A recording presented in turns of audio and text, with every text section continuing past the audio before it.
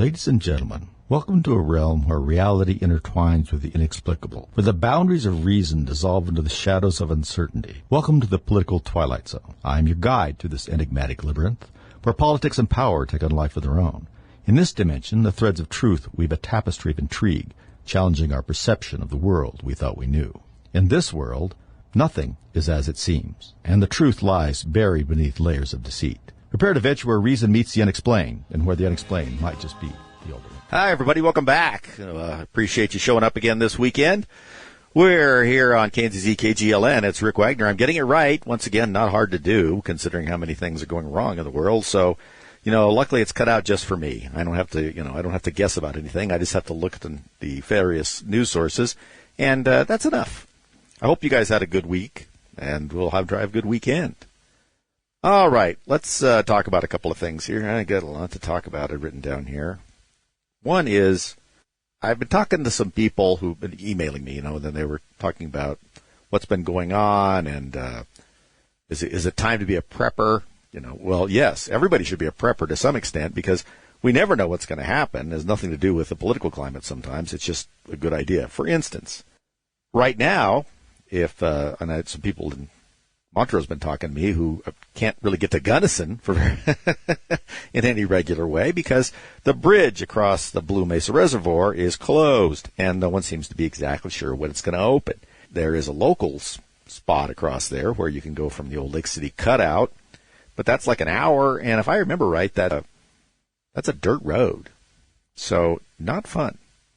But what it does is it underlines for everybody, even folks not from around here, the idea that our civilization, our way of life, let's call it that, our way of life is a lot more fragile than we think it is.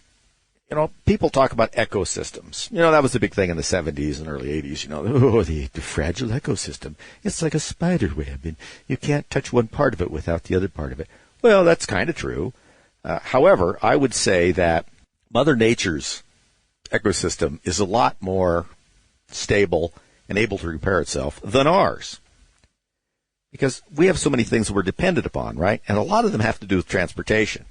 Now, I know if you're on the left, your idea is that people should live in little boxes stacked on one another, and they should not have any reason to go any place further than about 15 minutes away they are.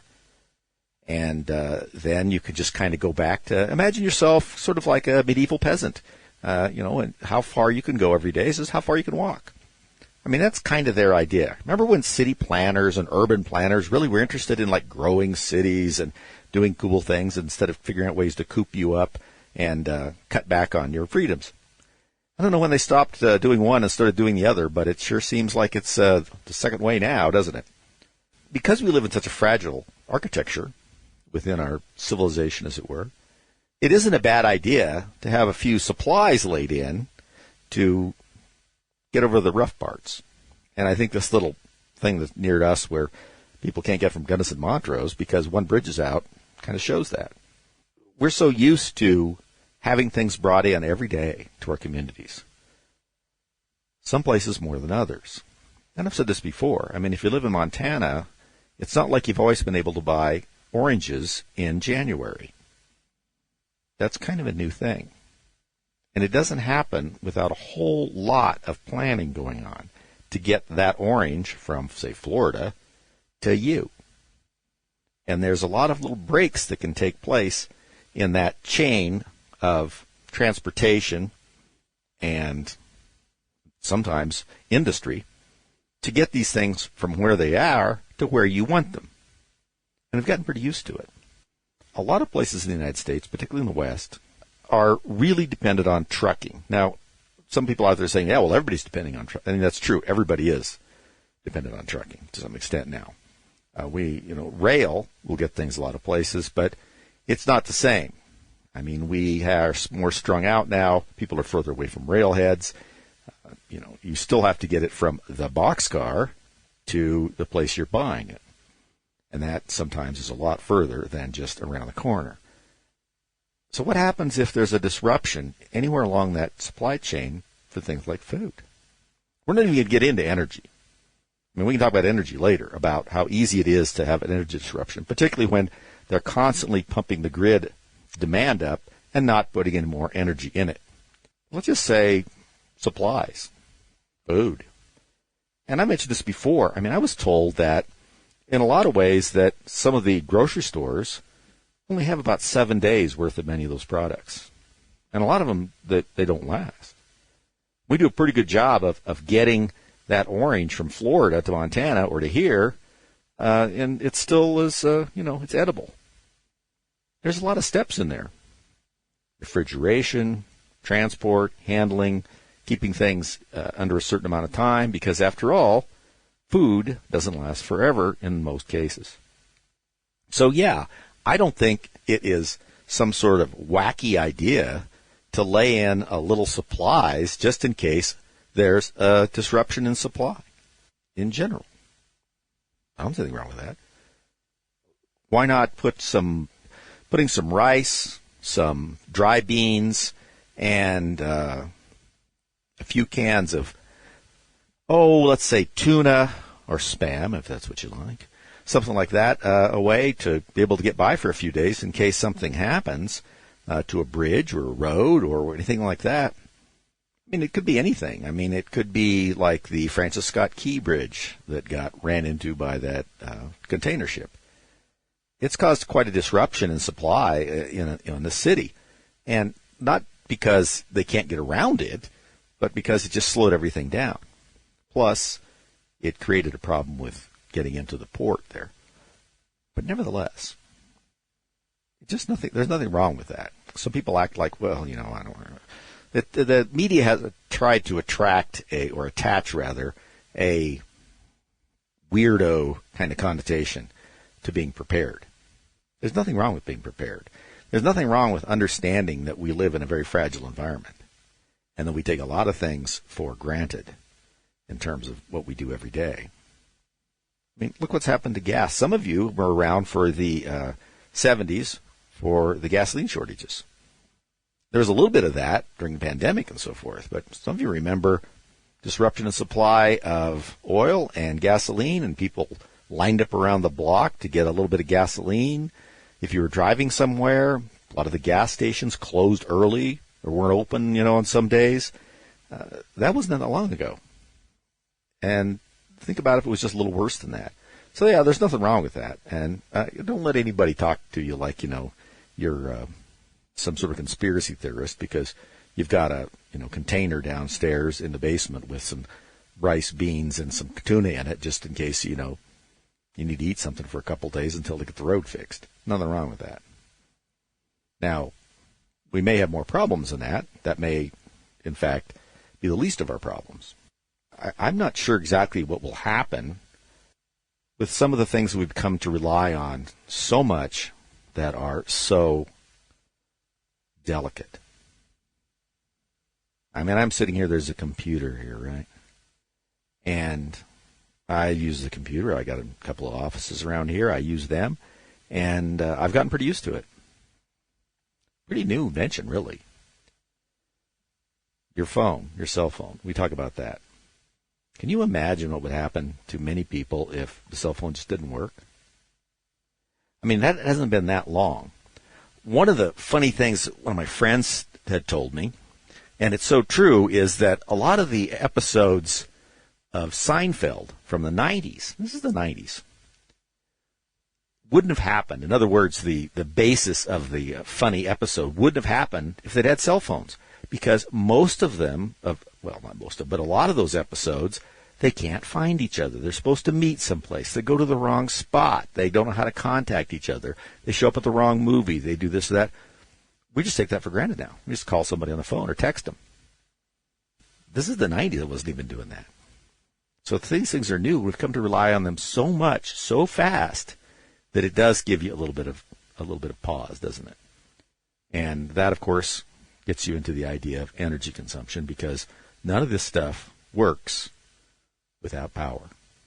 And since we live in a world where the politicians don't know what electricity is, how it's generated, and why we need it, they just don't like it, except, that it comes out of the air. They don't like generating it. It's troubling. We'll be back. All right. We're back, and I have sort of a transition here, It's all about transition and that kind of that skill that you have to segue from different topics. And the last time we were talking in the first segment a little bit about, preparing and our sort of fragile architecture in our society now that supplies so many different things that we take for granted. And if you really stop and think about it, how easy it is to disrupt that. And not only is it easy to disrupt that, but what would be the result of that disruption?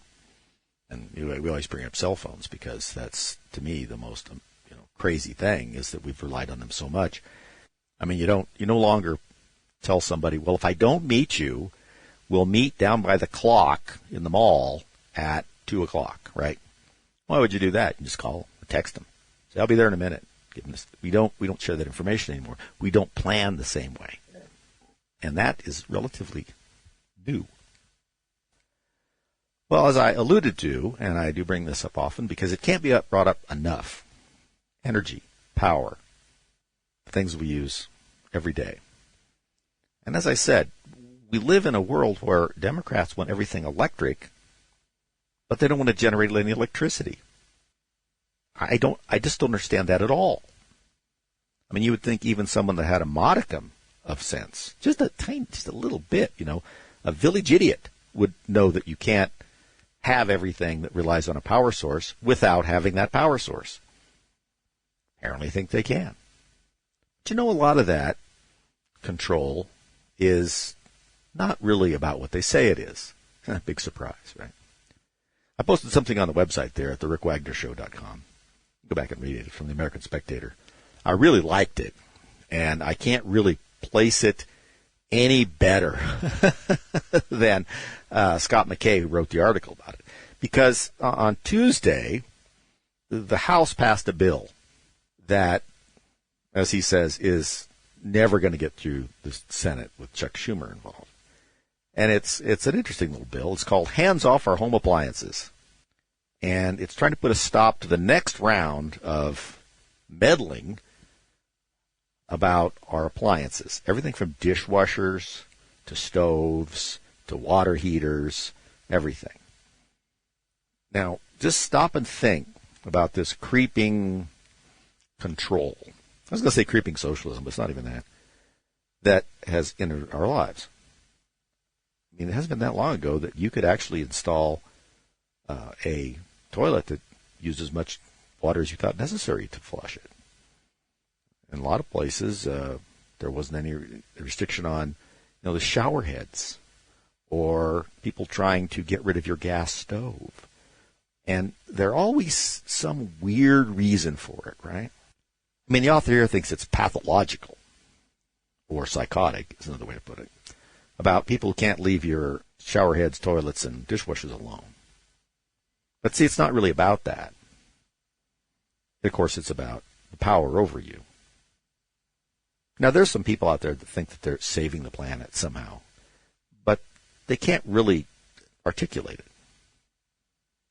And they'll come up with some really bizarre pseudoscience. And this is something that I always am intrigued with, is that people who follow the science, which I like science. I've always liked. I've read about science. I studied some scientific disciplines. I started out college studying some hard science, and I think it's great. Unfortunately, now that I hear it anymore, it makes me cringe a little bit. Because the people that say they follow the science almost never do. And part of the reason is they don't know what science means. Science is not settled. Science is not one answer. Science is a constant exploration of the natural world. And that changes all the time. We have changes that are taking place constantly in the theories about how the universe operates. In our lifetime, and some of you, maybe not in your lifetime, maybe it was already there, but we've seen a real shift in how the universe works from what we think of as a Newtonian universe, sort of the clockwork kind of universe, to the quantum universe, trying to penetrate down below the atomic level and understand what makes up the atomic structures, how they react. It's amazing stuff. And it acts differently. It's not the same. Matter of fact, there's a few things we still can't explain that you can find when you look into quantum mechanics. That's science. And even in that, you'll read something from a few years ago that they pretty much, yeah, this is what's going on. Yeah, that's what's happening. And then, you read a few years later, it's like, yeah, we're not so sure about that anymore. One of the things recently has been, and I don't think I mentioned it before, that some of the galaxies the astronomers are studying are moving away at different speeds. And if you believe in the Big Bang Theory, that everything was created all at once and is expanding, then they ought to be, for the most part, moving away at the same rate, depending on where they're located.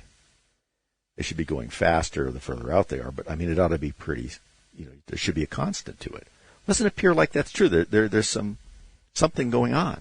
Right? So they're trying to reconsider some of that stuff, make some fine-tuning. Look at what happened in Turkey with Göbekli Tepe. And those of you that watch Graham Hancock's really good presentation on Netflix of Ancient Apocalypse, let's talk about, Göbekli Tepe, which sounds so exotic, but it actually means pot-bellied hill in Turkish. Turns out to be a very sophisticated stone structure. Obviously some sort of temple or something like that, is what they think, that they uncovered in southeastern Anatolia. That's Turkey. They don't know exactly what it was used for, and the level of sophistication in its construction is really beyond what we had anticipated before. It's practically almost 12,000 years old. We didn't think people 12,000 years ago could build stuff like that. Now, as I've said before, archaeology is one of the hardest professions to get people to change their mind in. And yet, there's been so many things that they have either been wrong or had to modify. You can look at the field of Egyptology and stuff like that to see that. People hold on to these things grimly because their reputations are based on something that they've done, and have somebody come along and say, yeah, I don't think that's true. Well, nobody likes that. And archaeology has a lot of that. But nevertheless, there's something right there you have to think differently about. And we're constantly finding things like that. So why does all this other science be settled? Of course it's not settled. And we need energy. We have to have it. We have to generate it. But really, when you want control, if you want power over you, businesses, the culture, trade, the whole thing, you want to control power because it's the basis of everything. I mean, not just power like we talk about political power, but literal power. If you control who gets it, how much of it, when they get it, what they use it for, how it's implemented, you control everything. Yeah. You don't need to control some of the other stuff because you're going to the root cause. That's what Kamala would say if she was trying to, remember, she's trying to find the root cause of the migration problem? Yeah, she's still looking, I guess. I don't know where she's looking exactly. She was traveling around Latin America for a little bit a couple of years ago, but yeah. Apparently she's still working hard on it. We'll be hearing some probably really deep thought about that from her soon. But we need to be more aware of what's going on. Now this act that they passed in the House, the Republicans, and they even got a few Democrats, I think 6 or 7 of them to sign on to it, is trying to stop the Department of Energy, where a lot of these places come from, which, by the way, I don't think we should have a Department of Energy. I know, it's terrible, isn't it? I sound like I'm an anti-government. No, I just don't think the Department of Energy is necessary. Why do we need a national policy on that kind of thing that it's at a secretariat level? I don't think that's necessary. Of course, I also don't think the Department of Education is necessary. I don't think that ought to be that shouldn't be that federal. So there's a whole list of things like that were never contemplated. Oh my gosh, I mean, the framers, geez, people even 50 years ago never even thought about it. And now we're just costing it all the time. And the Department of Energy issues these edicts, and once again, we're getting executive orders or edicts from administrative agencies. And as if you listen to the show, I rail on about administrative state because I think it is one of the great chains that bind human freedom. I don't want to be too strong about it, but I think it's true. You do need some administration, you do need some government, but the biggest threat to your freedom is too much. I mean, remember what George Washington said about government. He said, it's like fire. It's necessary, but it has to be controlled. How many times do we have to see that happen where it gets out of control? Anyway, so if they can control this, if they can control this power generation, not just how it gets generated, but how you use power. Now, the next thing that happens is, and here's what I like to think of as like the double squeeze. Because first you start mandating how everything operates. And then you don't really create any of the energy to function the way that you're mandating people. So then you start having shortages, brownouts, stuff like that. Well, what happens then?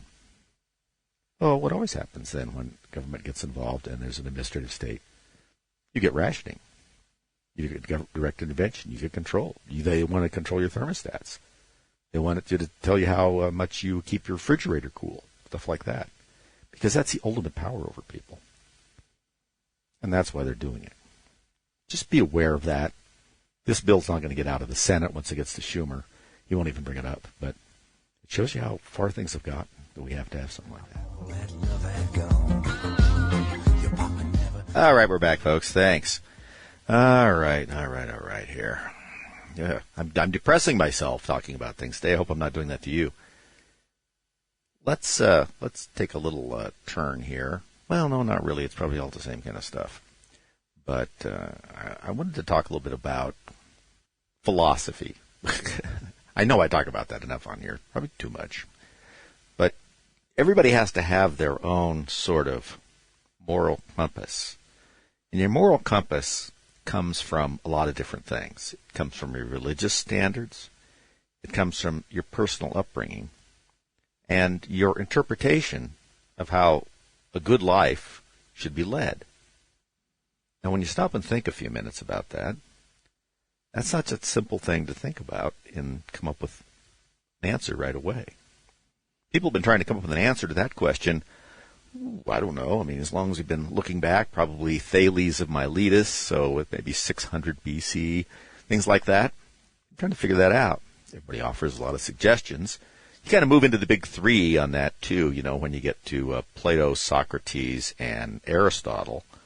And then you kind of move on. You end up with people in existentialism and nihilism and, the Jean-Paul Sartre of it all. But at the very root of it is trying to come up with a way that leaves a fulfilling life that is within an ethical and moral framework that fits in with the good of humanity, isn't it? I mean, something like that. And that's just not something that you can pop down and start writing things down. Well, like this and this and this and this. People will refer you in many instances to their biblical sources, the Bible.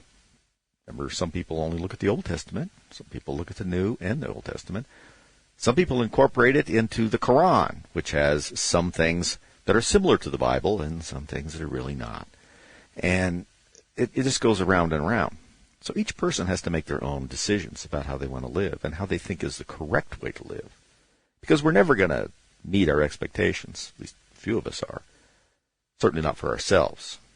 So when you look around at your society, you'd like to see what's going on in it, to see how it's shaping other people. Because what you live in is just like any other environment. Pretty soon, it begins to shape how you think. And we're in a real bad situation here as far as examples. Most of you follow this Trump trial in New York. You've heard a lot about it. I've talked about it. People smarter than me have talked about it. It's made up. It wasn't a violation to begin with. If it was, even arguably one, it would have expired 7 years ago. It would have been a misdemeanor. It's not even that. It is one of the bizarrest kind of bootstrapping efforts to create a crime I've seen in the United States. There may be others, but it's really, really in there. And Jonathan Turley, I want to say on Thursday or something, who is the Fox News legal analyst, who is really good, I might add, really good at his, and fair. I mean, he isn't coming in with a point of view that's completely shaped by a political ideology. He really believes in the Constitution as it's mainly interpreted, the law as it is mainly written, and fairness as people can usually figure out. And he called the trial of Trump a legal obscenity. Now, this is a mild-mannered guy. This isn't one of these guys that are all hot under the collar that come on and just holler a lot. We see enough of that. This is somebody who's very measured in his responses to things. And when people like that start saying things like that, you better listen. It's sort of like I say when I'm watching or listening or reading to something like from Victor Davis Hanson or Douglas Murray or two or three others that I follow, have a lot of respect for, who are usually pretty calm and straightforward. When they're a little bit worked up about something and are clearly worried about it, it really worries me because they're not all wound up all the time. It's not the Tommy Lahren of us all, where everything is, the same level of outrage. Not to say anything bad about Tommy Lahren. I mean, I think she's on the right track on things. But, I mean, she has, she's more worked up if you watch her on Fox News all the time than some of the more sedate people who, when they get worked up, it gets your attention, right? I mean, when someone's a patient person and they don't seem patient anymore, you need to start paying attention to why their patience is coming to an end. And this is true. I thought about this for a long time after I heard him say that. This trial is an obscenity. Now, we throw a lot of really strong words around anymore.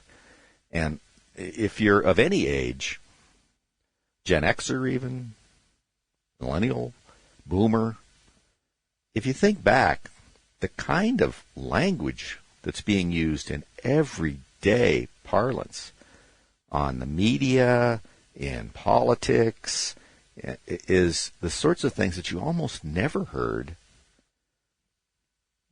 sort of the end, even the end of the last century, which sounds like a long time ago, but not really. So what does that do? What kind of environment does that create for us? And how does that warp our moral fiber and our ethical outlook? I think it does. I think it's hard not to. And it's very hard not to respond in kind. And to some extent, you have to, because you can't just be passive. So you have to figure out how can you respond somewhat in kind and still live within the framework you've built for yourself. And I think that's pretty hard, because you don't want to become your enemy. There's an old Chinese saying that beware that you become what you resist. And that's very true. It's easy to get carried away and then realize you've become sort of a slightly different version of the thing you're fighting against. So you can't just surrender all of your ethical considerations and so forth just to get the other side. But you have to be able to understand what they're doing and be willing to take the things that they're doing and modify them within your framework if they're working and use them back against them. And always remember, too, that there's some great military strategy, which is, whenever possible, don't let the other side choose the battleground. And certainly, don't have a battleground that favors the way they operate or the way you operate. If you look at the great generals throughout history, seizing the point of contact where the battle is fought, and many times where it is fought will determine how it is fought, makes all the difference. Obviously, bigger armies, this and that, but that's not necessarily working out. I mean, if you want to read something very, interesting on that, read Carnage and Culture, which I've suggested before, about some military campaigns. Anything by Victor Davis Hanson or, oh gosh, I can think of several of them out there. John Kagan. They're just telling a story at some point, and you understand how that applies not just to that battlefield, but to pretty much everything. It's how you think about things, thinking strategically, and then breaking that down to tactics.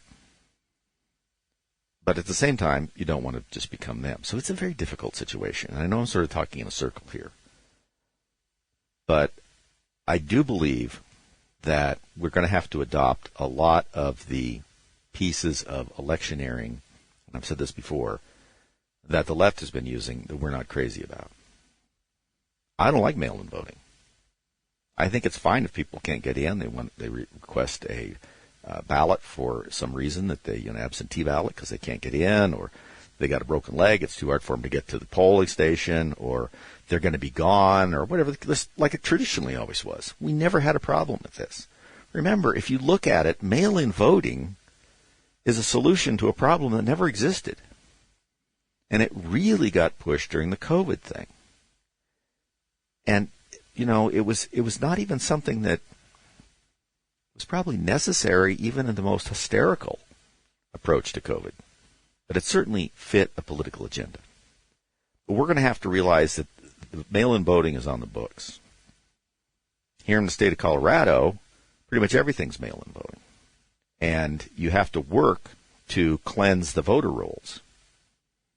Because when you see the left working so hard to prevent groups from cleansing the voter rolls, which is to say, going through, and if someone hasn't voted for a long time, then you have a set time, and if they haven't voted, then they drop off the voter rolls and have to re-register as a voter.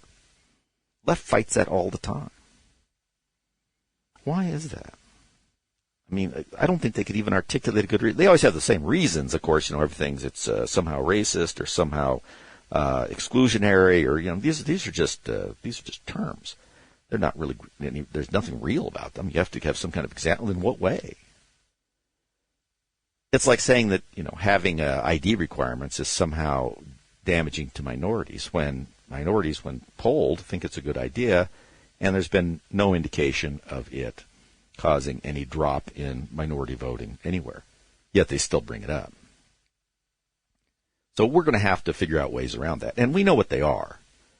Voter harvesting, which I also hate, which is voter harvesting, of course, is the next step of devolution in voting from mail-in voting. It's like, I'm not even going to mail it. I'm going to give it to another person to see if they can get it in there. Think about that just a few years ago, when people were actually going to a polling station, not that long ago. And you just say, hey, here's my vote. Why don't you take it and drop it in? Did that seem like something was going to happen? But that's essentially what's happening now. And, of course, in California, there's no limit on how many of those ballots that you can bring in and drop off. Colorado, I think there's a limit of 10. Yeah, right. Who would have thought that was a good idea? Well, we fought it, but they managed to sneak it through. And they snuck a lot of this stuff through during the COVID epidemic, or pandemic, or whatever you want to call it. They were looking for a reason to be able to do it. Right now, they're looking for some other reasons. They're constantly trying to get some way for felons to vote. That's been going on for a long time. I mean, Bernie Sanders apparently has even, thinks it's a good idea if you're in prison to be allowed to vote. Okay. Why is that? I mean, don't you lose some of your privileges of citizenship, not all, but some of your privileges of citizenship when you're in prison, when you're in a penitentiary? I can tell you right now, you do, because you're not free to move around or go places or do things or have any real liberty outside of a very narrow thing. So, yeah, so the constraint of that is something we decided a long time ago and never been a problem. So why is it that the left is so interested in having felons vote? I mean, why is that a constituency? And why is that a constituency that they're not uneasy about? That they would sort of like, oh, yeah, I think those guys will vote for us because we're soft on crime, but we don't want to say anything because it makes us look bad. They don't even care anymore. And now we have municipalities throughout the United States that are trying to allow illegal aliens to vote in local elections. School district elections, board elections, local elections like that. The federal law is still holding up on that. If we get really unlucky in this next election, that might even go away for all I know. I don't think they can. I think the Constitution still has some indication of that. You can't walk around, but I've been wrong before. And why do you want that? Why do you want people that are illegal in the country voting? It'd be sort of like somebody that broke into your house and then, moved their own furniture in or rearranged yours. And that was okay. Oh, yeah, we're here. We're not supposed to be in here, but while we are here, we're going to move that couch over to that wall because I think it looks better. It's a silly example, but that's sort of what it's like. If our country isn't sort of like our home, then what is it? I think that's pretty clear that we've forgotten all about that.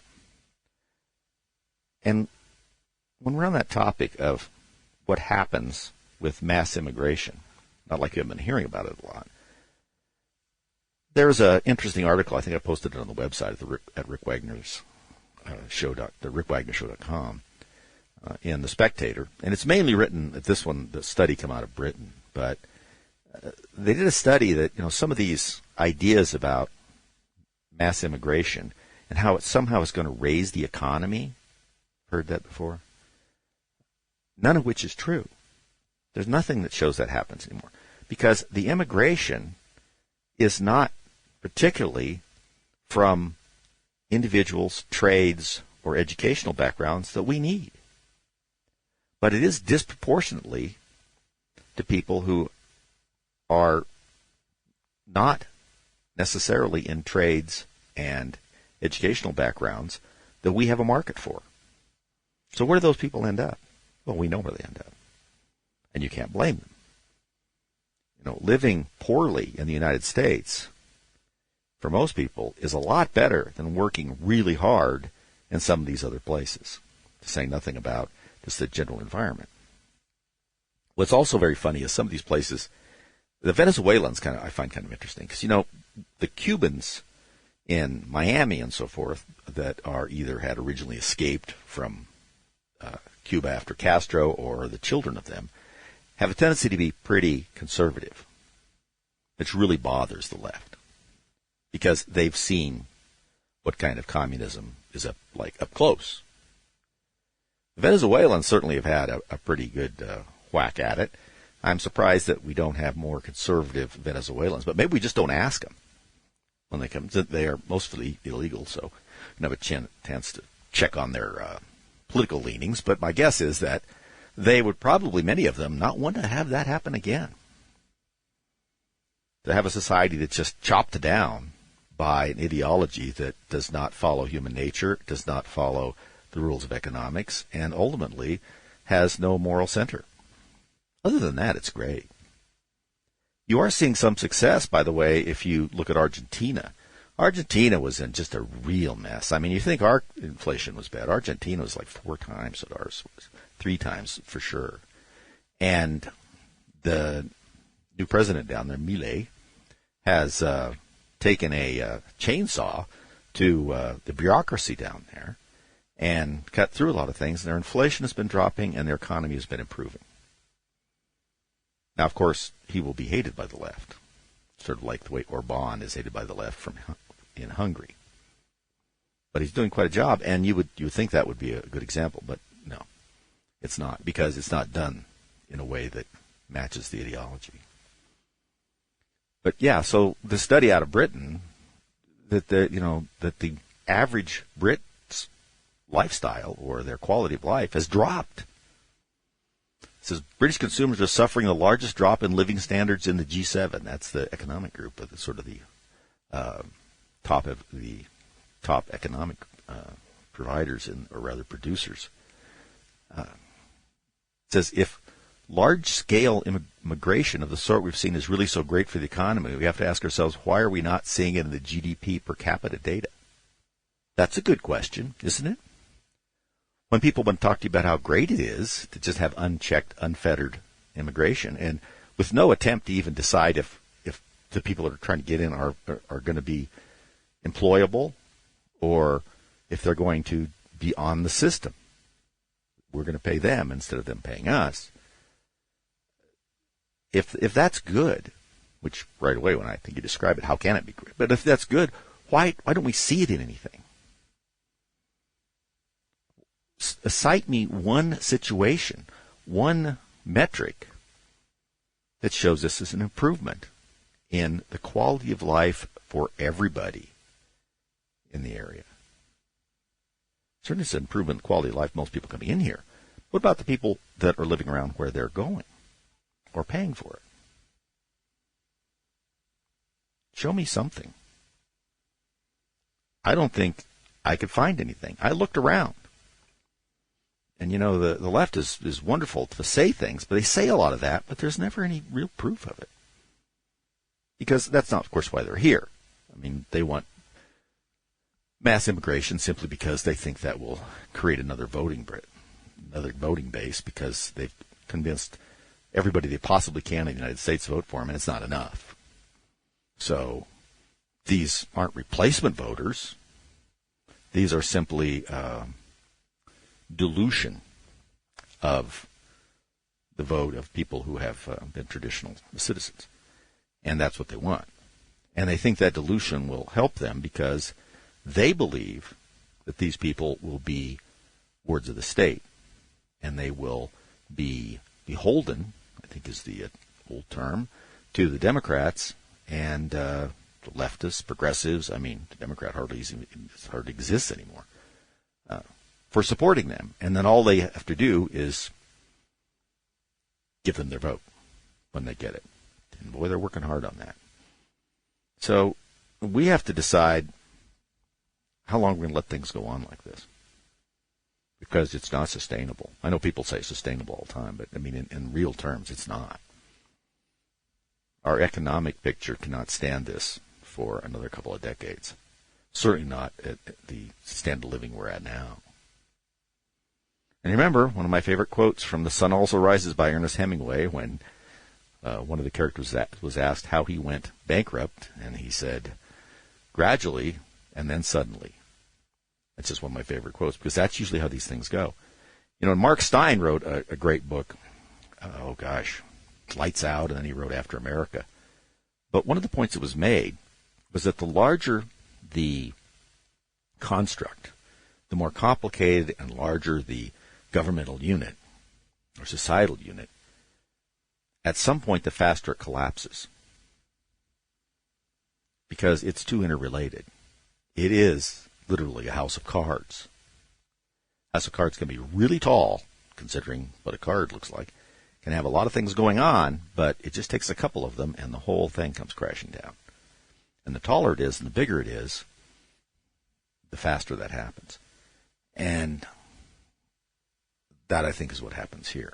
So, if you're thinking you don't need to vote, or you don't need to get involved in your local campaigns, or that you think you can just kind of turn the news off and it won't affect you, you're wrong. You may not be interested in politics, but they are interested in you. So that's just sort of my observation. I know it's philosophical, but think about what you're going to do and how you're going to approach life and your society and fit it within your own moral and ethical structure. Hi, folks. Thanks for listening. See you next time. Listen, if you'd like to listen to more and you want to maybe perhaps have someone else listen to our podcast, you can do so either by going right to our webpage, politicalviking.com, or therickwagnershow.com. Both of them take you there. You can get links right directly to our podcast, or you can hear our podcast on Podbean, on iTunes, and Spotify, and a couple others. So you can find us. We appreciate it if you do. And if you've heard the show, you want somebody else to hear it, that's a good way to send it to them. Thanks for listening.